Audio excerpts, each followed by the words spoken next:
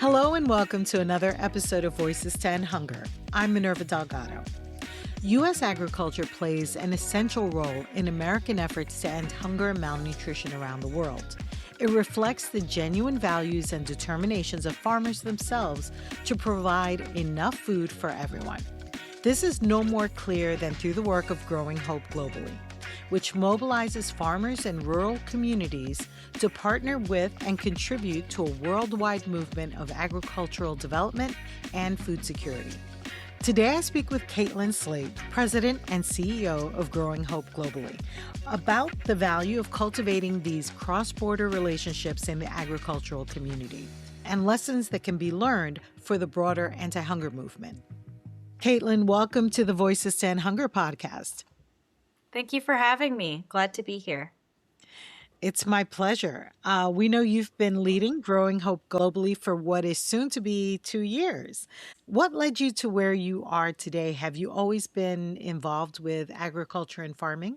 So I personally have not always been involved with agriculture and farming. Both of my parents grew up on farms, one in rural Minnesota, the other in southern Alberta.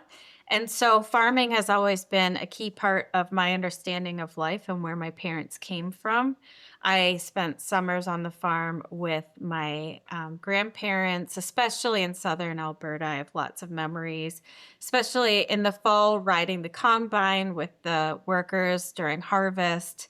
Farming is one of those things that it's both a career and a lifestyle. And so I got to this position by way of international development and focusing on international agriculture and food security programming globally.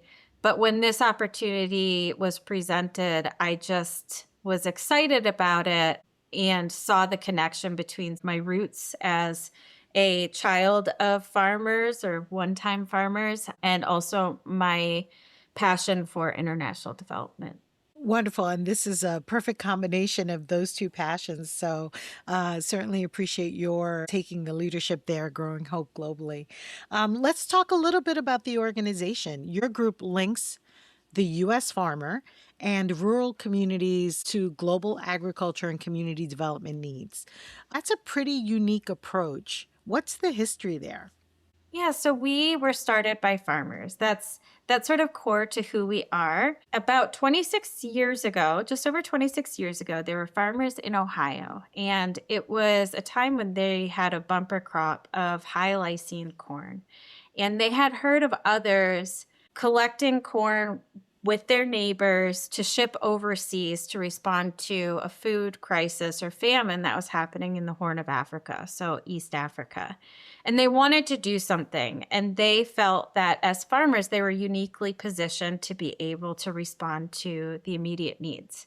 So they used their corn, connected with their neighbors, and collectively they filled a shipping container and shipped it overseas. I think it first went down to Texas, and then from there it went. But they realized pretty soon after that first they weren't sure that the corn actually made it. And the cost to ship the corn was more expensive than the value of the corn itself. And then another potential issue that they hadn't thought about when they initially came up with the idea was that by bringing food in from North America, they were impacting the local economy. So any farmer that had grain to sell that had been produced close by the crisis they were trying to respond to no longer had a market. And so they realized that they still wanted to do something. They had a desire to do something as farmers for global food security, but gathered together a group of international development organizations and other farmers and asked the question, how can we respond to these needs in a way that provides lasting solutions to hunger and is also using the unique gifts that we have to bring? So they came up with this model of growing crops in the U.S. and with those proceeds funding agricultural development programs globally.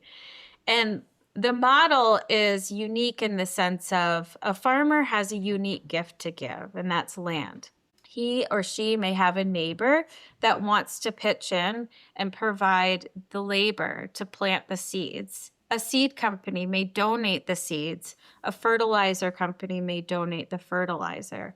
And all of these things together multiply the value of what was first land, then a seed, and grows into a great harvest. And so they sought ways to multiply the impact through community projects locally called growing projects to then fund programs globally through trusted international development organizations to see maximum impact. And so today we have growing projects across the United States, and we work with 13 international development organizations delivering the programs globally.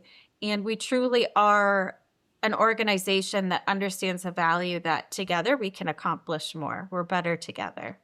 I love that. I understand Growing Hope Globally works mostly with smallholder farmers around the world. For the information of our audience, smallholder farming households comprise up to about 2 billion people around the world, including 1.5 billion people in low-income countries. And they cultivate less than 2 hectares, or roughly 5 acres of land, and occupy about 12% of the world's agricultural land. Despite their critical role in food security, they represent a significant portion of the world's hungry and often live on less than $2 a day.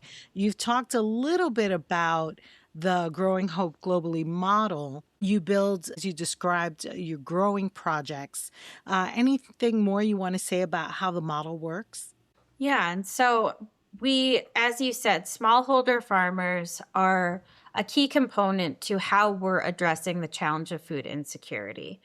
When we look globally, the majority of the world's poor are in rural areas. The most sustainable and long-lasting way to help folks that are living in rural areas, like you said, often on an acre or less, is to help them produce more with what they already have. And so if we can help families grow more in a small area of land, that can set them up to be more food secure in the future. Oftentimes, our programs are also integrated, so there may be other programming that is improving food security through agriculture.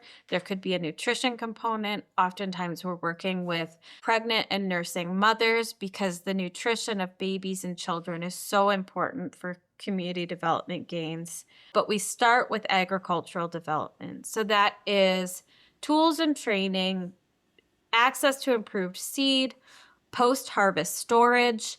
You know, our world actually produces enough food to feed the whole planet, but it's not fairly distributed. And also there's a huge challenge of post-harvest loss, especially in these rural communities globally. And so if we can help folks be able to keep more of what they harvest, that's also a huge component of food security and building out of extreme poverty. Thanks.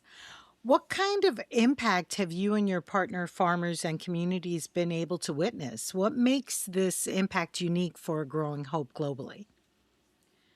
I think so. We are a relational organization. And one of the key components of what we do is not just food security in the sense of funding programs, but helping people understand and see each other as humans across different divides. And so one of the neat things, I was just on a call with a farmer last week, and he was talking about how he had traveled to East Africa to visit one of our programs and had the opportunity to connect with a farmer there. And when he was talking to this farmer about the challenges that he was experiencing as a farmer, his top 5 challenges were the same top 5 challenges of this farmer in the US. And I think there's something really powerful about that level of solidarity that we are really focused on, that it's this person-to-person connection.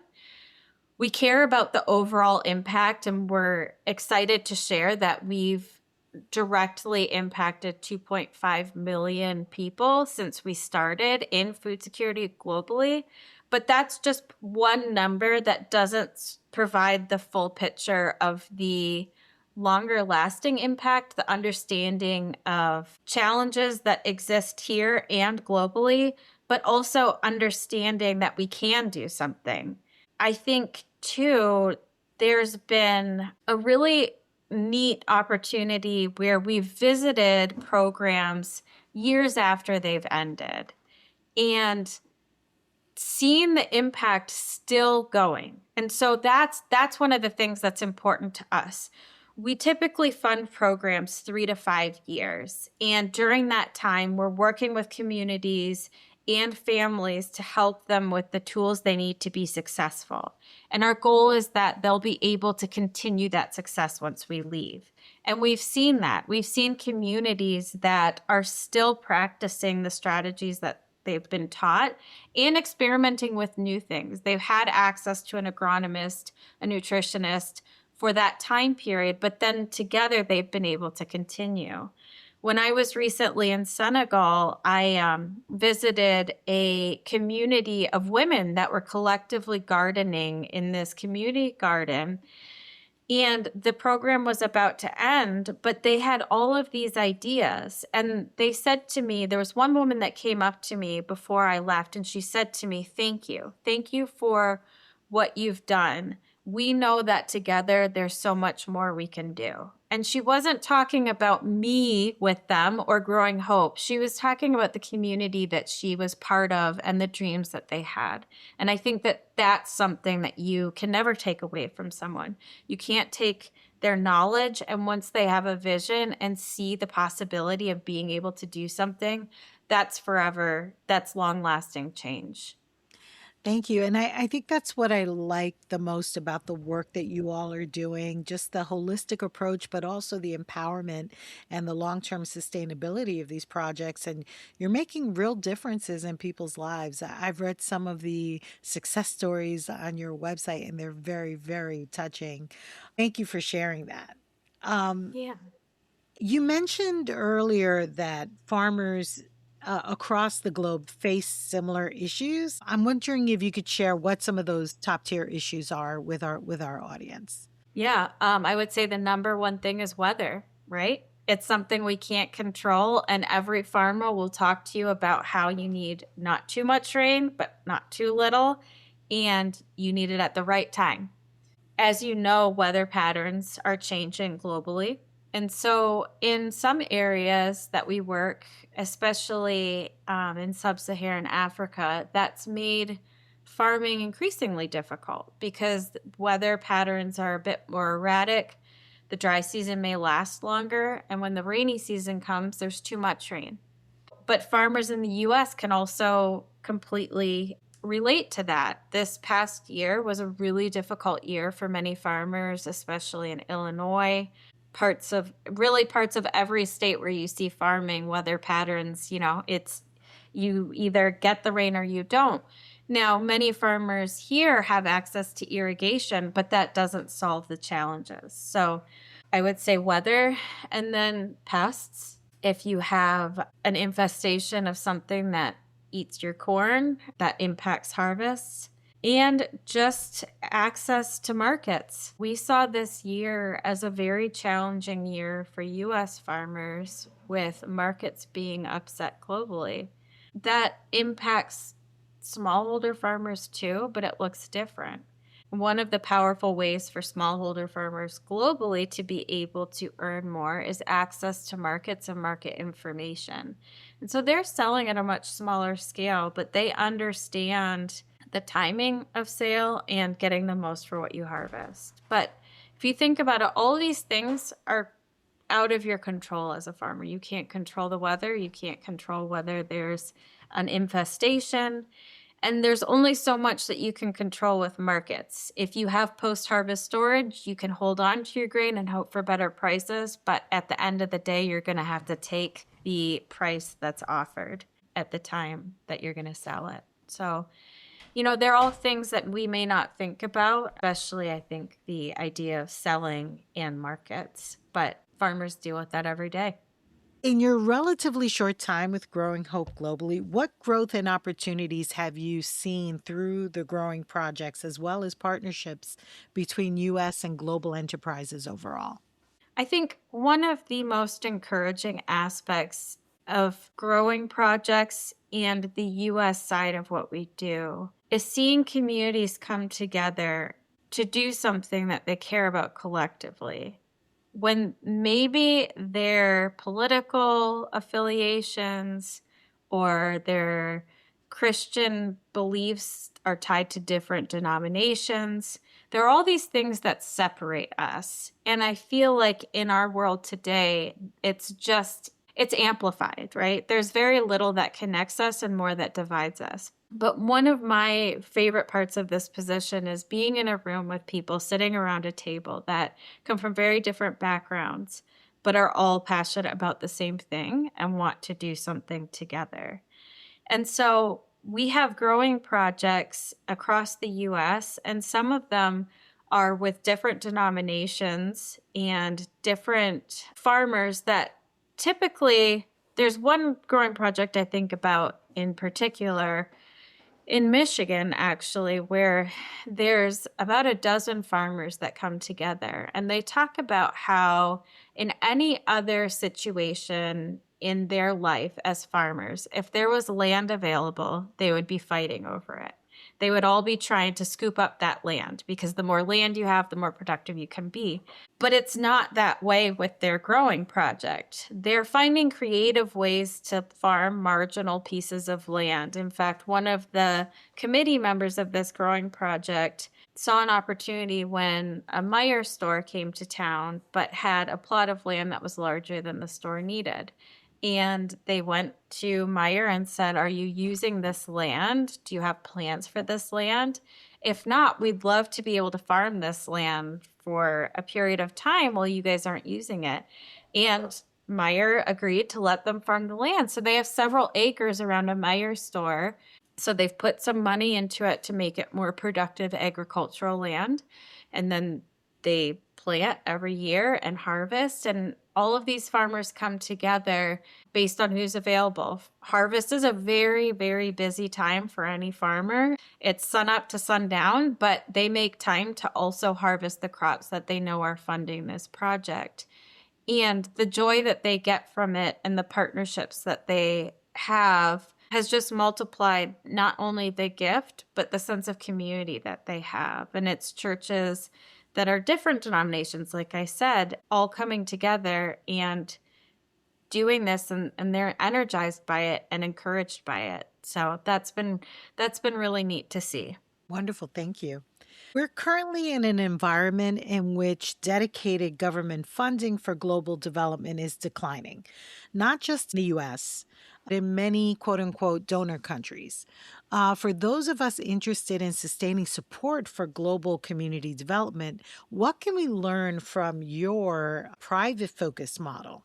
I think it's important to remember that we all have the ability to do something. And that's sort of key to what we do at Growing Hope. The challenges are overwhelming.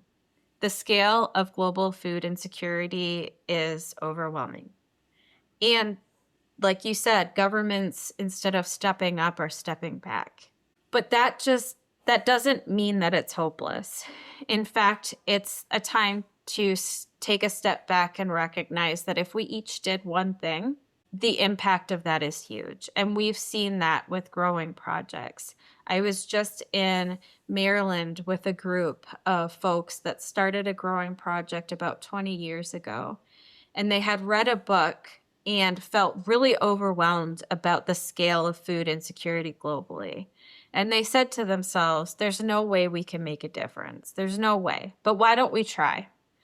And they tried. And 20 years later, they've raised over $500,000 to support food security initiatives globally. A small group of people dedicated to it for 20 years. And the scale of that is nothing small. It's huge.